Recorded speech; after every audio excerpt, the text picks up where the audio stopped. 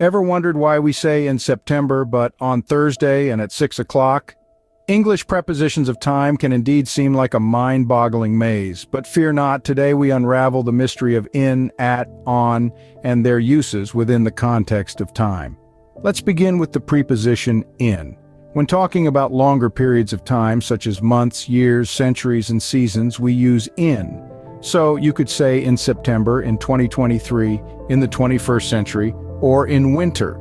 It also works when referring to parts of the day, like in the morning, in the afternoon, or in the evening.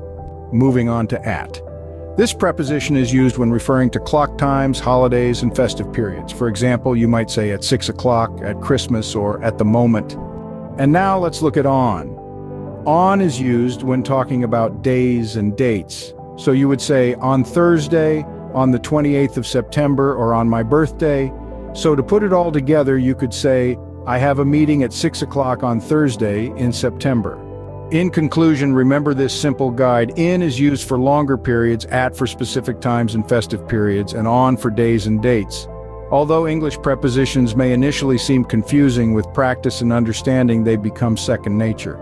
So next time you are unsure about whether to use in, at, or on, recall this guide and you'll be on your way to mastering the use of prepositions of time. And with that, we wrap up today's lesson.